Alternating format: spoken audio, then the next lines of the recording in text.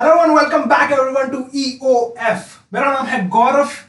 काफी सारे लोगों ने ऑलरेडी हमारे टैक्सेशन के रिलेटेड या फिर हमारे चैनल पे दूसरी वीडियो देखी होंगी। अगर आपने टैक्सेशन के रिलेटेड वीडियो नहीं देखी है तो उसको आप रेफर जरूर कर सकते हो। वहां पे टैक्स सेविंग के रिलेटेड हमने मेजर चीजें कवर की हुई है, क्या एग्जेम्पशंस है, कौन से डिडक्शंस है, इसके ऊपर एक डिटेल डिस्कशन किया हुआ है। Today's video is specifically going to be on the ATC deductions, जहां पे अप टू 1.5 लाख रुपीस तक के आप डिडक्शंस दिखा सकते हो इनकम टैक्स में और अपना टैक्स बचा सकते हो। तो ये जो ATC डिडक्शन है, इसके अंदर में कहां पे आप इन्वेस्टमेंट कर सकते हो, कौन से एसेट्स में इन्वेस्टमेंट कर सकते हो, जैसे कि FD इन्वेस्टमेंट है या फिर इक्विटी लिंक सेविंग स्कीम है या फिर यूलिप है, PPF है, ये सारे प्रोडक्ट्स आते हैं इसमें जहां पे आप इन्वेस्टमेंट कर सकते हो।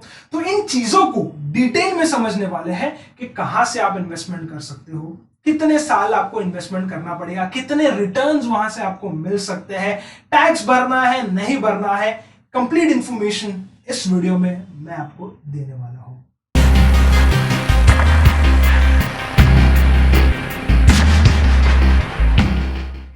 सो टू बिगिन विद, सबसे पहले बात करेंगे ELSS के बारे में, यानी कि equity linked saving schemes. So as the name suggest, यहां पे जो आपका मेजर इन्वेस्टमेंट्स है वो जाता है इक्विटीज में, यानी कि स्टॉक मार्केट में। तो वहां पे आपको रिवॉर्ड भी अच्छा मिलेगा लेकिन आपका रिस्क भी उतना ही होगा। सो आप अपना रिस्क रिवॉर्ड अंडरस्टैंड करके फिर ही इन्वेस्टमेंट करना ELSS में। ELSS में अगर इन्वेस्टमेंट करना है तो दो आसान तरीके हैं दोस्तों। सबसे पहला है, या तो आप डायरेक्ट AMC के वेबसाइट पे जाके ऑनलाइन इन्वेस्ट कर सकते हो या फिर आप अपने ब्रोकर के थ्रू भी इन्वेस्टमेंट कर सकते हो। लेकिन ELSS में इन्वेस्टमेंट करना है, so because it is for tax purpose, तो वहां पे आपको 3 साल का लॉक इन मिलता है विदाउट एनी अर्ली विड्रॉवल। यानी कि अगर पैसा डाल दिया तो 3 साल तक आप नहीं निकाल सकते इन फंड में से पैसा। लेकिन जैसे मैंने आपको बताया कि रिवॉर्ड यहाँ पे अच्छा होता है, तो जो भी आज हम प्रोडक्ट्स के बारे में यहाँ पे बात करने वाले हैं, हाईएस्ट रिटर्न्स आपको ELSS में मिल सकते हैं, which is close to approximately 12 to 15% तक के रिटर्न्स मिल सकते हैं। और अगर टैक्सेशन की बात करेंगे, so because the investment goes into the stock market, तो वहां पे आपको 10% LTCG यानी कि लॉन्ग टर्म कैपिटल गेन्स भरना लायबल है। लेकिन यहां पे भी एक चीज है जहां पे हम हो सकता है कि बच सकते हैं LTCG पे करने में। Whenever you book your profits, जब भी आप फंड बेच देते हो और पैसा निकालना होता है, अगर आपका जो प्रॉफिट है वो 1 लाख रुपीस के अंदर है तो आपको LTCG पे करने की भी कोई जरूरत नहीं है। लेकिन 1 लाख रुपीस के ऊपर है, then you are liable to pay the LTCG capital gain tax. और ELSS में इन्वेस्टमेंट करना यानी कि बहुत बड़ा अमाउंट चाहिए। स्टॉक मार्केट की बात आती है तो बहुत बड़ा इन्वेस्टमेंट करना, ऐसी कोई जरूरत नहीं है। ELSS फंड्स में आप 500 रुपए से भी इन्वेस्टमेंट करना शुरू कर सकते हो। 500,000 रुपीज मिनिमम इन्वेस्टमेंट आप यहाँ पे इन्वेस्टमेंट करना शुरू कर सकते हो। So it is just one of the product जहां पे आप ATC के अंदर डिडक्शंस ले सकते हो अप टू 1.5 लाख। अब आगे जाके हम और भी प्रोडक्ट्स की बात करने वाले हैं। सो दूसरा जो प्रोडक्ट है that is our fixed deposit यानी कि FD, जिसमें आई एम श्योर बहुत सारे लोगों ने ऑलरेडी इन्वेस्टमेंट किया होगा। लेकिन दोस्तों, ये FD में आपको इन्वेस्टमेंट करना, आप कहां से करना है ये मुझे बताने की जरूरत नहीं है। ऑब्वियसली आप बैंक से आराम से यहां पे इन्वेस्टमेंट कर सकते हो। लेकिन ये जो FD है, अगर आपको ATC डिडक्शन के अंदर क्लेम करना है तो यहां पे आपको 5 इयर्स के लॉक इन पीरियड के लिए उसको रखना पड़ेगा, तो ही आप ATC के अंदर डिडक्शन के लिए क्लेम कर सकते हो। एंड यहां पे अर्ली विड्रॉवल भी आपको अवेलेबल होता है, निकाल सकते हो, लेकिन वहां पे भी कोई ना कोई पेनल्टीज या चार्जेस इन्वॉल्व होते हैं जो आपको पे करने पड़ते हैं। And if we talk about the returns, तो रिटर्न्स FD के अप्रोक्सीमेटली 5.5 to 6.5% के आसपास, इसी जोन में आपको FD के रिटर्न्स मिलेंगे। मूविंग फॉरवर्ड, अगर आप यहाँ पे मिनिमम इन्वेस्टमेंट की हम बात करेंगे या फिर टैक्सेशन की बात करेंगे, तो यस, ये टैक्सेशन आपको FD पे करना पड़ता है, whatever the tax is applicable. And अगर आपको इन्वेस्टमेंट करना है, so you can start with as low as 1000 rupees as well. और थर्ड पॉइंट इज NPS यानी कि नेशनल पेंशन स्कीम। अब अगर आपको एनपीएस पे पैसा डालना है तो भी काफी आसान है, आप ऑनलाइन डाल सकते हो, या तो फिर आप स्टेट बैंक ऑफ इंडिया में विजिट कर सकते हो, या तो फिर आप पोस्ट ऑफिस यानी कि इंडिया पोस्ट के थ्रू भी इन्वेस्टमेंट यहां पे कर सकते हो। अब दोस्तों as the name suggest national pension scheme, यानी कि आप रिटायरमेंट तलक का सोच रहे हो, पेंशन के बारे में सोच रहे हो, तो उसका होराइजन भी आपके रिटायरमेंट तलक होगा, मतलब approximately at the age of 60 तलक आपको वहां पे इन्वेस्टमेंट करना है। अब अगर यहां पे हम अर्ली विड्रॉवल की बात करेंगे तो यस, अर्ली विड्रॉवल ऑप्शन तो है, लेकिन फिर भी 10 साल तक आपको एटलीस्ट यहां पे इन्वेस्टेड रहना ही पड़ता है। 10 साल के बाद आप पैसा निकालने का सोच सकते हो। And if you talk about returns, तो यहाँ पे अप्रोक्सीमेटली 7 to 8% के रिटर्न्स यानी कि इंटरेस्ट यहाँ पे आपको इन्वेस्टमेंट में मिल सकता है एनपीएस के अंदर।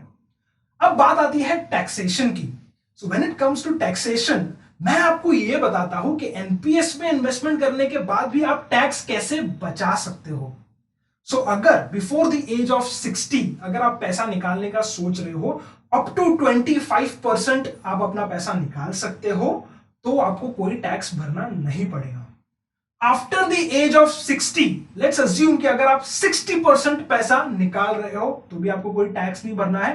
बाकी का जो 40% बचता है वो या तो आप किसी एन्युटी प्रोडक्ट्स में इन्वेस्टमेंट कर सकते हो, जहां से आपको पेंशन की तरह रेगुलर पेमेंट्स आते रहेंगे, यानी कि आपके पास कंटिन्यूअस कैश फ्लो बना रहेगा, हर महीने आपके पास पैसे आते रहेंगे, ऐसी जगह पर डाल सकते हो।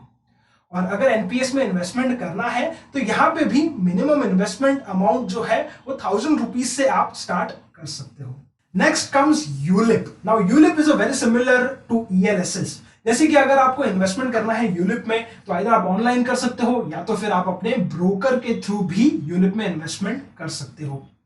यूलिप में आपका जो लॉक इन पीरियड है वो 5 साल का है विदाउट एनी अर्ली विड्रॉवल, यानी कि पैसा डाल दिया तो 5 साल तक आप कोई भी पैसा नहीं निकाल सकते।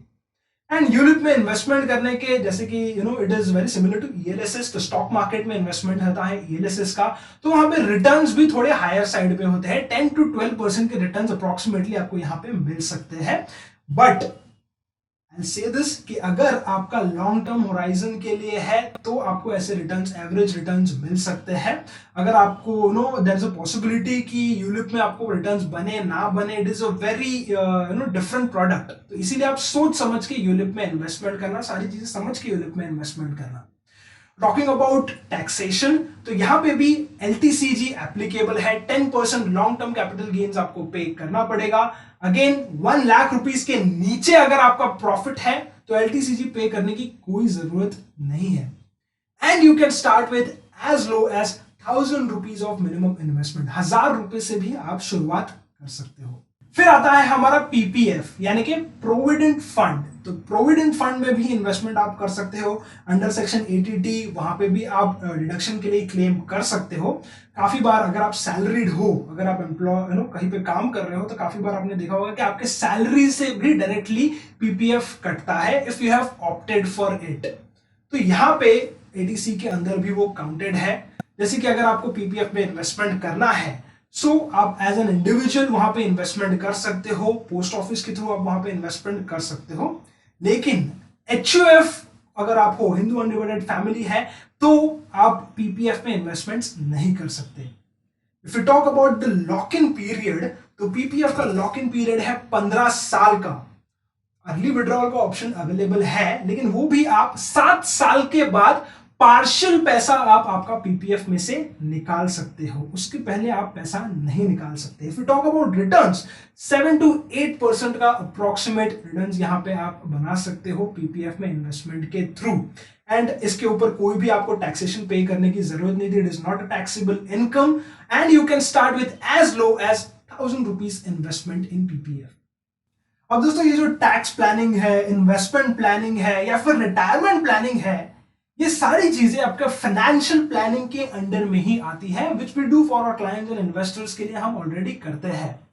काफी बार हमने ऐसा देखा है, मल्टीपल टाइम्स हमने ऐसा देखा है कि लोग पैसे तो अच्छे खासे कमा लेते हैं, बट कहीं ना कहीं because of no proper attention काफी बार हायर टैक्स पे कर बैठते हैं, कोई प्रॉपर टैक्स प्लानिंग ना होने के वजह से।